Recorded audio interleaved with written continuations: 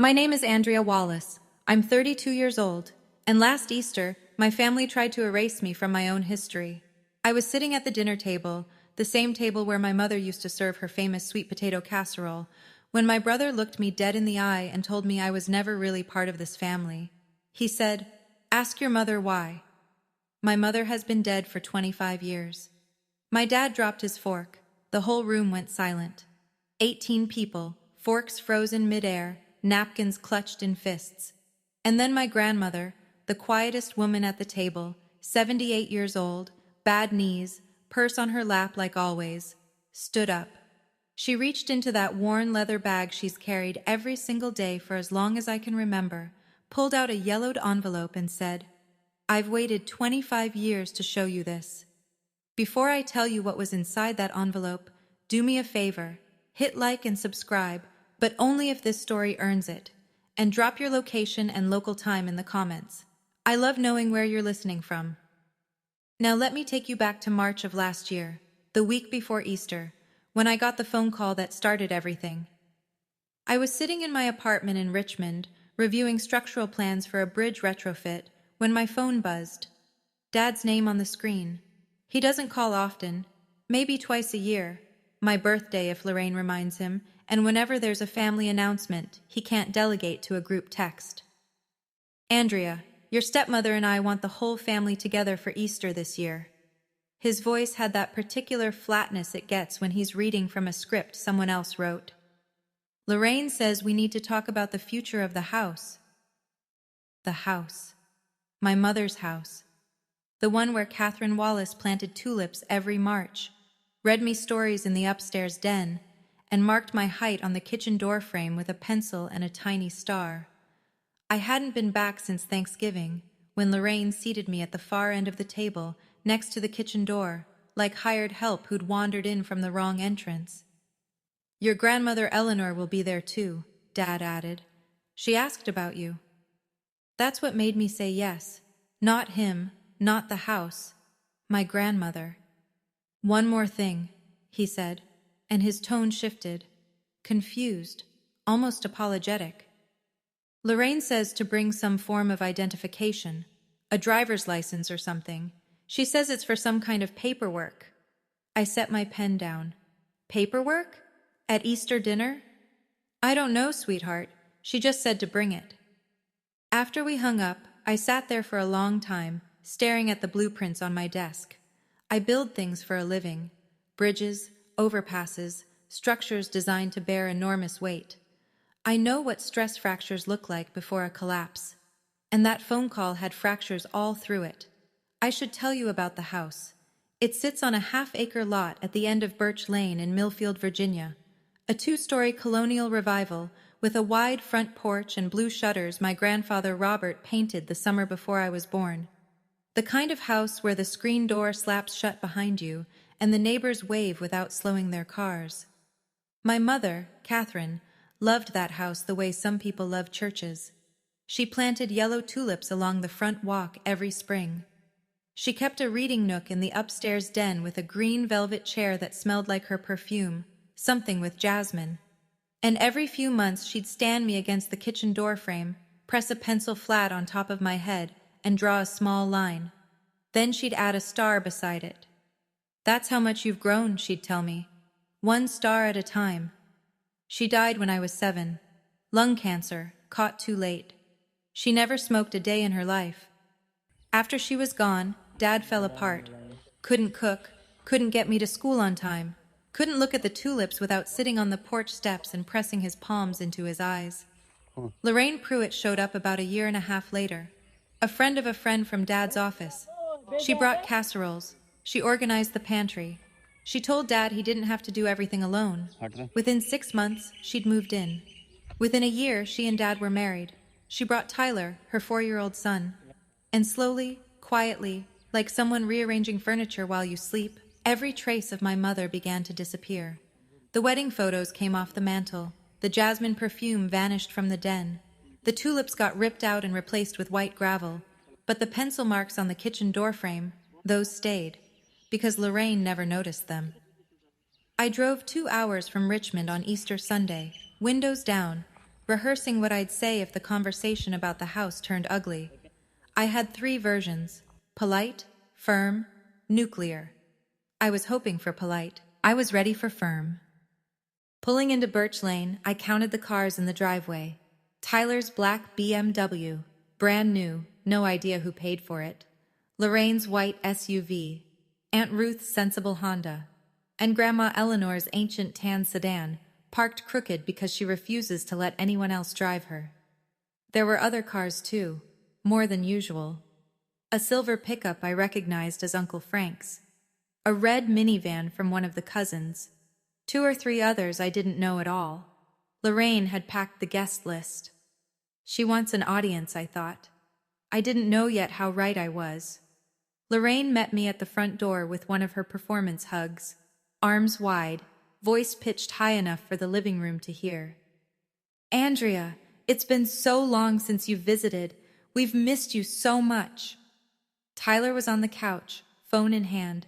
He didn't stand up, didn't even look up. I scanned the dining room as I walked through. The long oak table was set for 18. Lorraine's good china. Easter lilies in a glass vase. And next to Lorraine's seat, a manila folder, thick with papers, sitting right beside her water glass.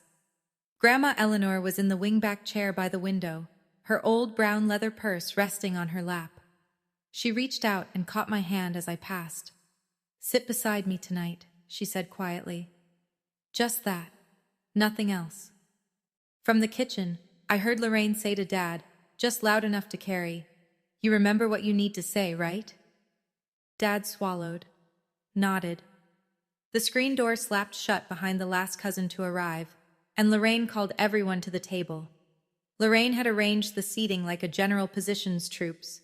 Tyler sat at Dad's right hand, the spot my mother used to occupy. I was at the far end again, between the kitchen doorway and an empty chair no one claimed. Grandma Eleanor had been placed somewhere in the middle, but she picked up her plate and moved it directly across from Dad before Lorraine could object. Aunt Ruth caught my eye from 3 seats down.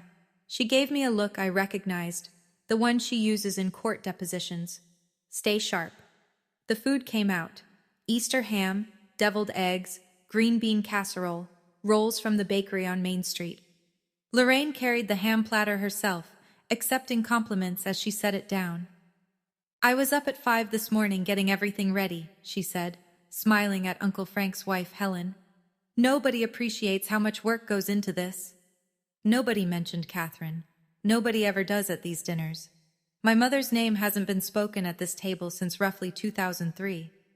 Lorraine steered the small talk the way she steers everything, with a light hand and an iron grip underneath.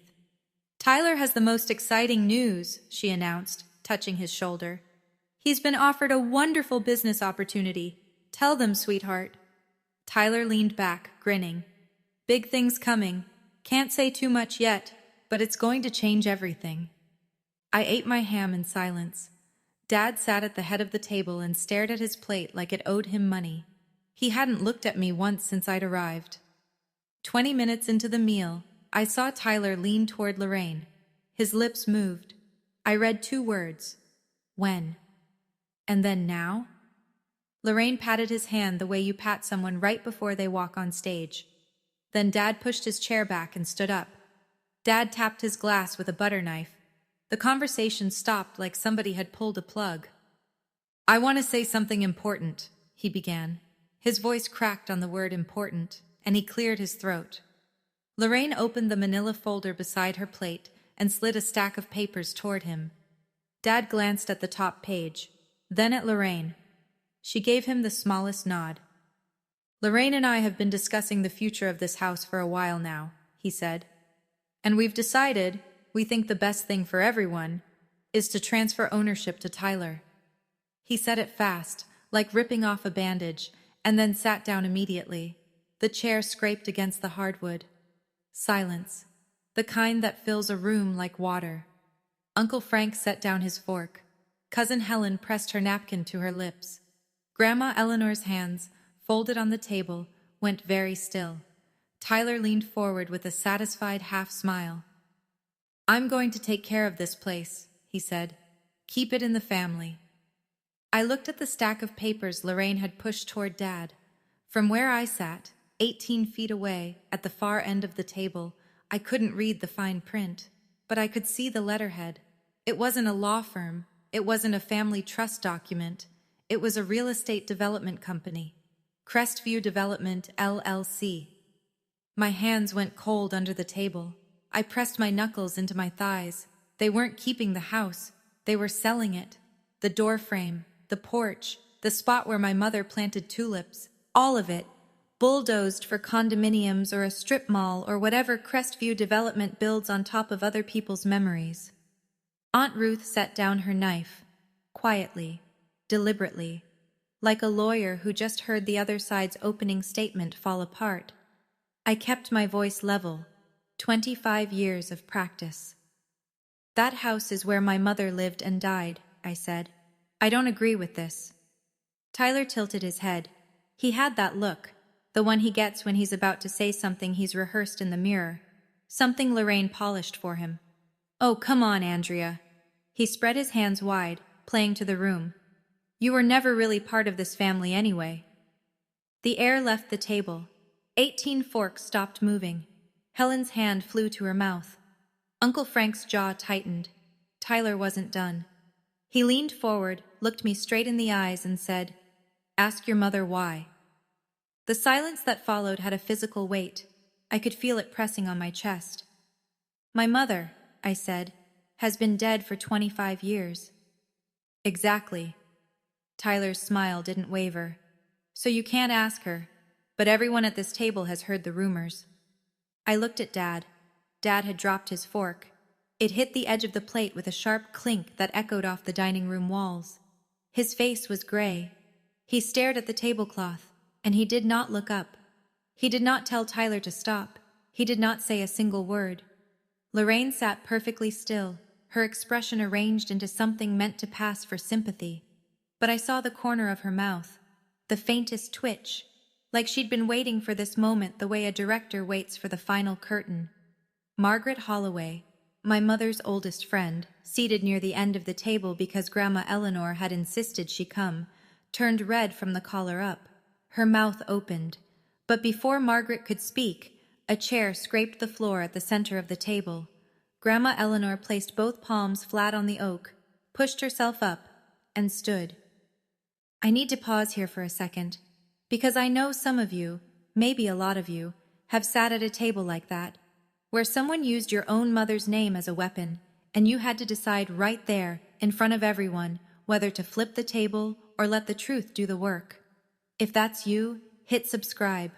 Not because I'm asking, but because what my grandmother did next is the reason I'm telling you this story at all. Let's keep going.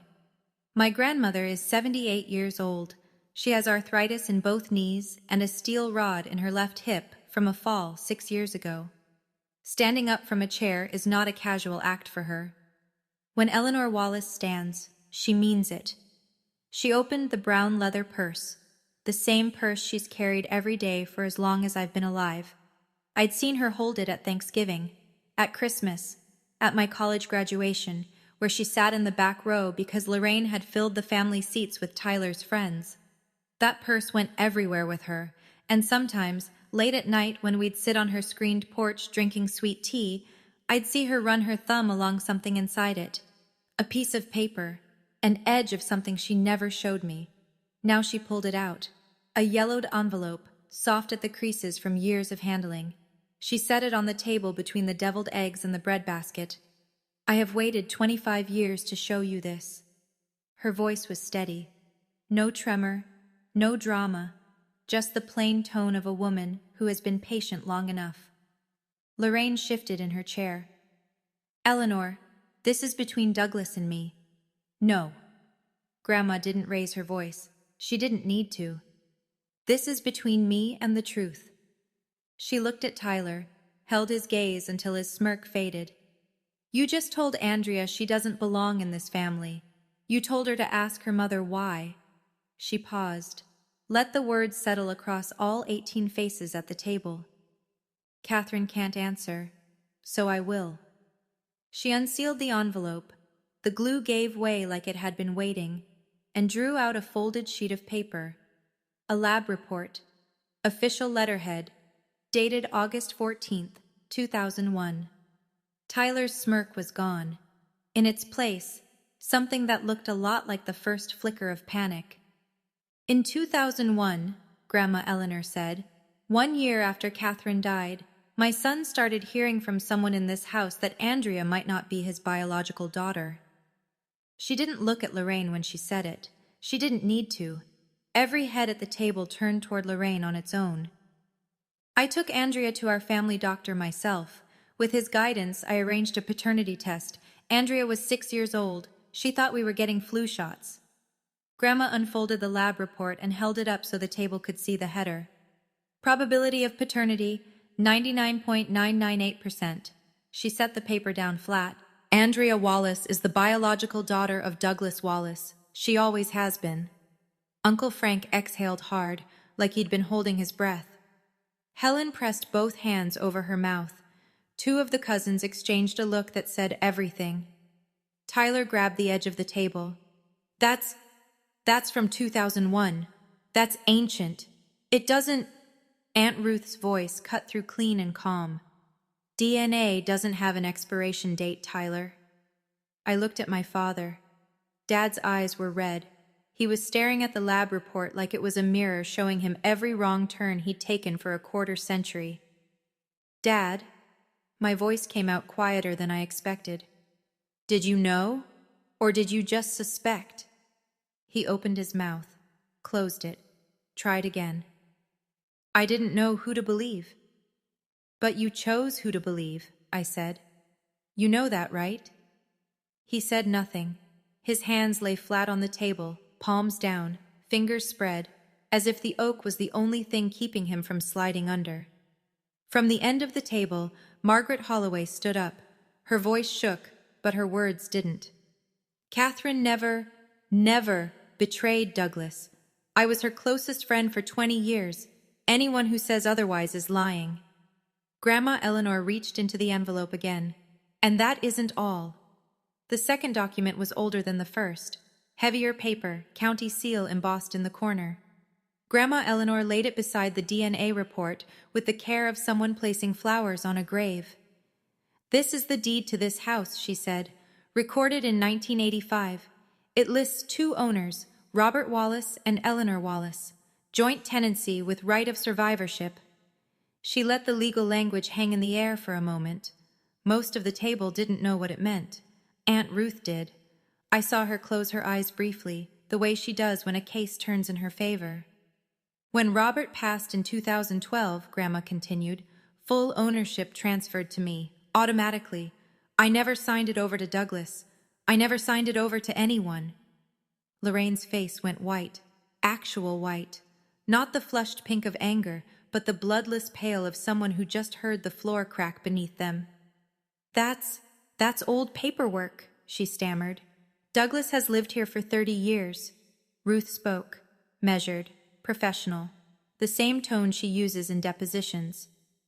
Living in a house doesn't mean you own it. The deed was never transferred. I pulled the county records myself last month. Eleanor Wallace is the sole legal owner of this property.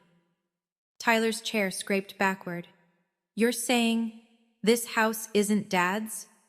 This house is mine, Grandma Eleanor said. It always has been, and I will decide who stays in it. Lorraine spun toward Dad. Douglas, you're going to let your mother do this? Dad didn't answer. He was still looking at the DNA report, at 25 years of doubt laid out in black ink on a single page. Eleanor turned to me. Her voice softened for the first time all evening. I had planned to leave this house to you in my will, Andrea, but I don't think I should have to die for the right thing to happen. The Easter ham sat untouched in the center of the table. Nobody was eating anymore. Lorraine did what Lorraine always does when the ground shifts beneath her. She cried. She covered her face with both hands, and her shoulders began to shake. The tears came fast and loud, the kind designed to fill a room, to pull focus, to make everyone forget who said what 30 seconds ago. I gave 25 years to this family, she said through her fingers. I cooked, I cleaned. I raised Tyler and Andrea under the same roof. And now you want to throw me out of my own home? A few of the cousins shifted in their seats. Uncle Frank's wife, Helen, bit her lower lip. Lorraine was good at this. She'd had a quarter-century of practice at turning herself into the injured party the moment someone held a mirror up to her. Tyler backed her immediately. Mom sacrificed everything for this family. Everything. Margaret Holloway didn't move. She just said calmly, "Lorraine, I watched you replace every photograph of Catherine in this house. One frame at a time. You call that sacrifice?" Lorraine dropped her hands. Her eyes were dry. I noticed it. Aunt Ruth noticed it. Grandma Eleanor had never stopped noticing. I was building a new home for a new family. A new family, Grandma Eleanor repeated, built on a lie about my dead daughter-in-law. The table went still again. The cousins who'd been wavering, the ones Lorraine's tears almost reached, pulled back. You could see it happen in real time. Heads turning, eyes narrowing, postures shifting away from Lorraine like a tide retreating. One of the older cousins spoke up from the far side. "Hold on, what about the developer? What was that folder about?" Lorraine's hand moved instinctively toward the manila folder, but Aunt Ruth was closer, and faster. Ruth opened the folder with the calm efficiency of a woman who reads contracts for a living. She didn't ask permission. She didn't need it. Lorraine had left the papers on a shared dinner table in front of 18 witnesses. Inside, a letter of intent from Crestview Development, LLC. The language was standard boilerplate, but the numbers weren't. An offer to purchase the house and the half-acre lot for $485,000, roughly triple what the property had been worth 5 years ago, before the county approved the rezoning. "Tyler Wallace signed this," Ruth said, turning the page so the table could see the signature line. "As anticipated owner." Uncle Frank leaned forward. "Anticipated owner? He doesn't own anything." "Correct." Ruth set the letter flat on the table. "Tyler signed a letter of intent to sell a property he has no legal claim to. He represented himself to a developer as someone who would hold the title. That's misrepresentation." She looked at Lorraine. "Someone told Crestview that Tyler would be receiving this house. Who was it?" Lorraine said nothing. Her jaw was locked. I stared at the number on the page. $485,000. Split between Lorraine and Tyler, I imagined. Maybe a token amount to Dad, just enough to keep him quiet. That was the price. My mother's tulip beds, the front porch Grandpa Robert painted, the door frame in the kitchen where Catherine measured how tall I was growing, all of it reduced to a line item in a developer's spreadsheet. $485,000, I said out loud. Divided between the two of you. That's the number you put on my mother's memory. Tyler opened his mouth and closed it. For once, he had nothing rehearsed. Lorraine stared straight ahead. Her performance was over, and the audience had stopped clapping. Dad was the last person I expected to speak next. But he did. "I didn't know about the developer," he said. His voice was thin, stripped of everything except the raw sound of a man realizing he's been reading from someone else's script for 25 years. Lorraine turned to him fast. "You knew. I told you. You told me Tyler wanted to keep the house. You said he'd fix the roof. You said it was about family." Dad's hands were trembling against the tablecloth. "You never said anything about selling." Tyler jumped in. "Dad, it's a business opportunity. The rezoning, a business opportunity." Dad repeated the phrase like he was tasting something rotten. He looked at Tyler, really looked at him, maybe for the first time in years. And then he turned to me. I've waited a long time to describe what I saw in his eyes. It wasn't guilt, exactly. It was something worse. It was the face of a man standing at the end of a road, looking back, and seeing every place where he should have turned, but didn't. Every sign he ignored, every voice he chose not to hear. "Dad," I said, "I'm your daughter. The DNA is right there on the table. I never left. You pushed me out." He dropped his head, both hands covering his face, fingers pressing into his temples. The same gesture I remember from the weeks after Mom died. The same collapse, 25 years later, at the same table. I didn't reach out to comfort him. I'm done pretending everything is fine when it isn't. Grandma Eleanor, still standing, turned to Lorraine. There's one more thing. Do you know why I invited Margaret Holloway tonight? Lorraine's eyes darted to Margaret, then back to Eleanor. Her mask slipped for a half second, just long enough for me to see real fear underneath. Margaret stood slowly, gripping the back of her chair. She's 62, retired school nurse, still lives 3 houses down from the one where she and my mother became friends the summer they were both pregnant. Margaret with her son, Catherine with me. Lorraine started spreading rumors about Catherine in 2002, Margaret said. The first week she moved into this house. The table held its breath. She told neighbors that Catherine used to disappear in the evenings. She implied Catherine was unfaithful. Margaret's voice shook, but it didn't break. Catherine didn't disappear in the evenings. Catherine had chemotherapy sessions on Tuesday and Thursday nights. She went at night because she wanted to be home with Andrea during the day. Helen gasped softly. One of the cousins pressed a hand to her chest. I know this, Margaret continued, because I drove Catherine to every appointment. I sat in the infusion room beside her for 8 months, every Tuesday and Thursday. She looked at Lorraine. Catherine didn't betray anyone. The only thing she was guilty of was believing she'd live long enough to protect her daughter. Lorraine shook her head rapidly. Margaret, you're being emotional. I'm being honest.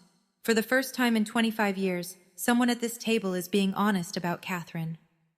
I sat very still. My hands were shaking under the table, and I pressed them flat against my thighs to stop the trembling. I was not going to cry. Not here. Not in front of Lorraine.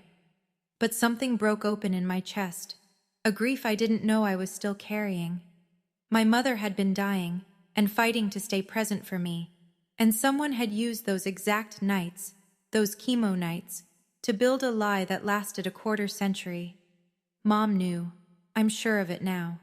She knew Lorraine was circling. She just didn't have enough time or enough strength to fight both cancer and a con artist. Lorraine switched tactics the way a cornered animal switches direction. Fast, desperate, and all teeth.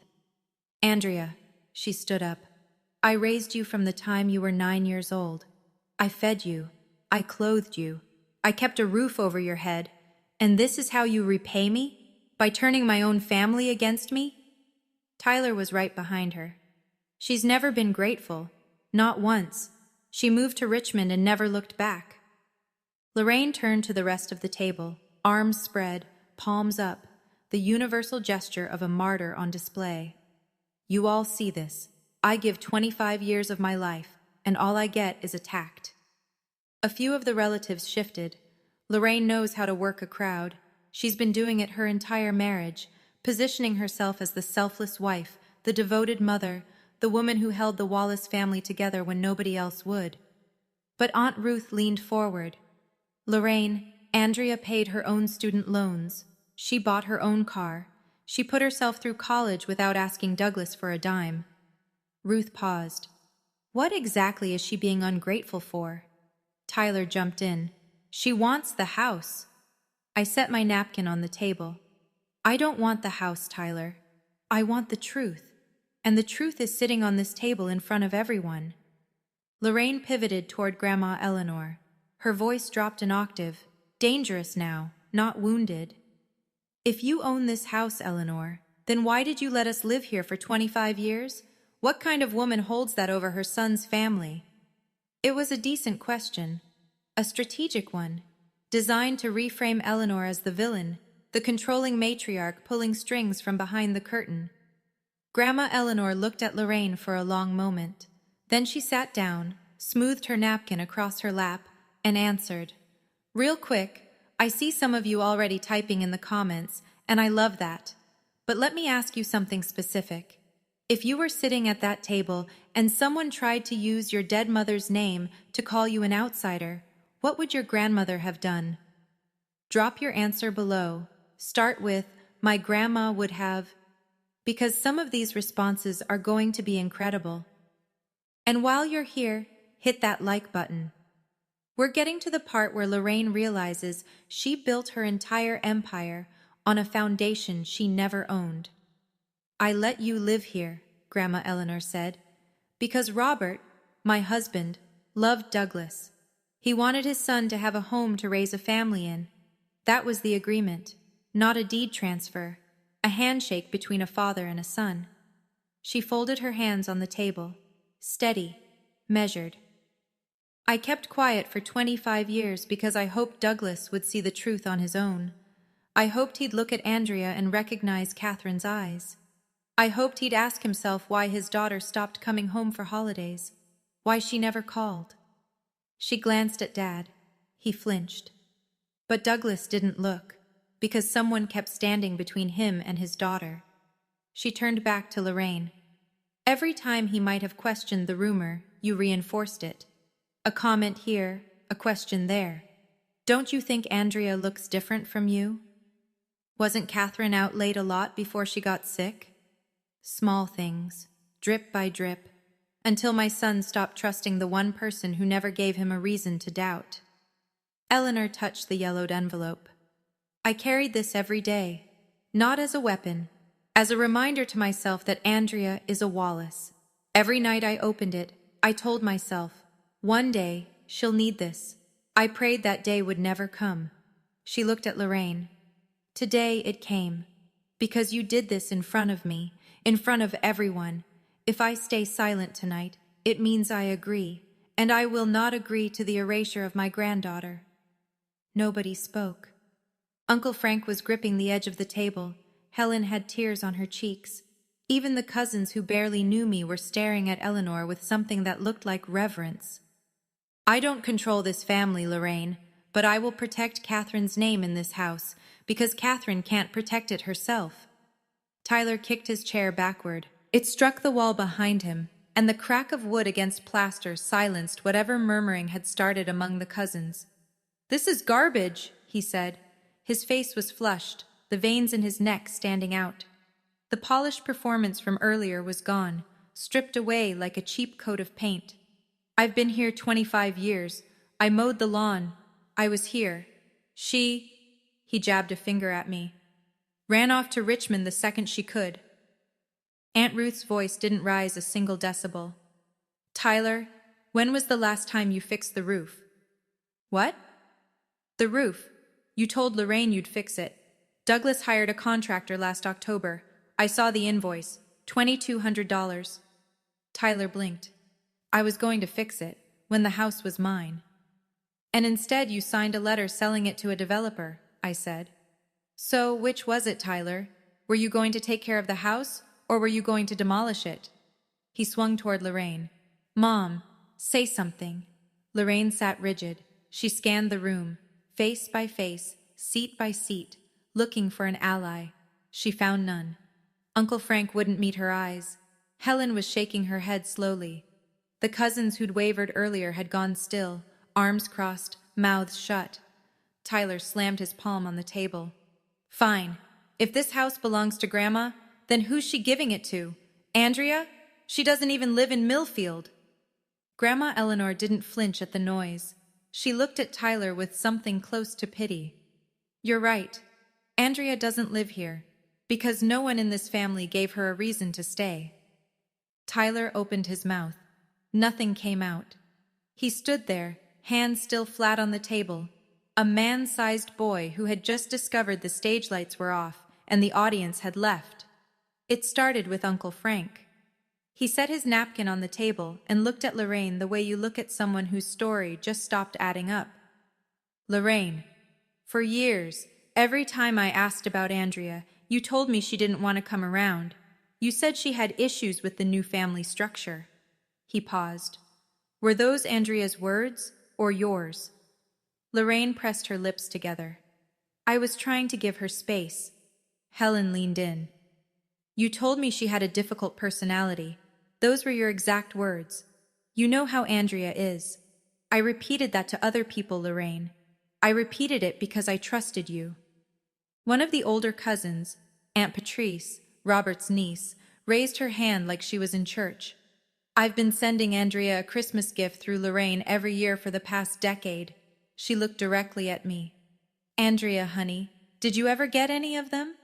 I shook my head. No, ma'am. I didn't receive anything.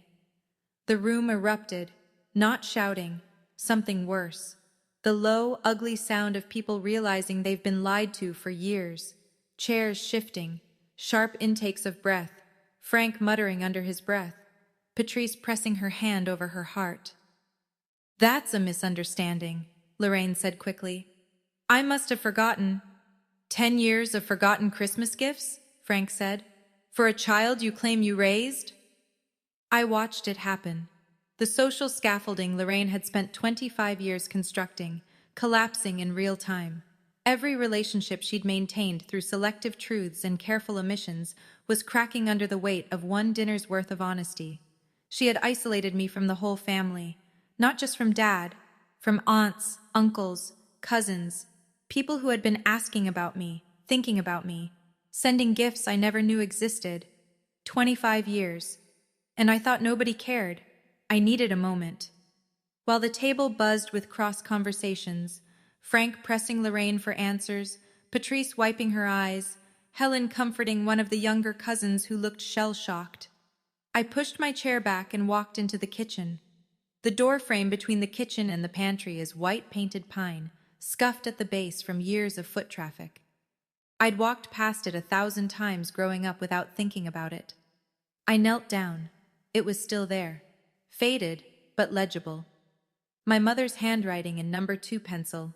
Andrea, 3 feet 2 inches, March 1998. And next to the measurement, a tiny 5-pointed star, drawn with the careful hand of a woman who wanted her daughter to know that every inch of growth was something worth celebrating. I touched the pencil lines with my fingertip. The graphite was smooth. 28 years, and the marks held. Footsteps behind me. Slow, careful, the particular rhythm of someone with a steel hip and arthritic knees. Grandma Eleanor rested her hand on my shoulder. She didn't say anything at first. She just stood there, looking at the same marks I was looking at.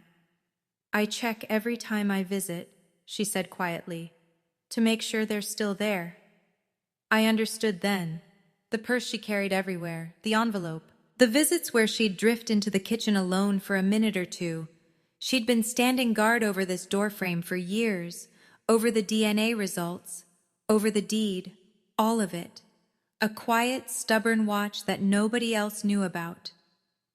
Grandma, I said, I want to keep this house, not for the money, because Mom is still here.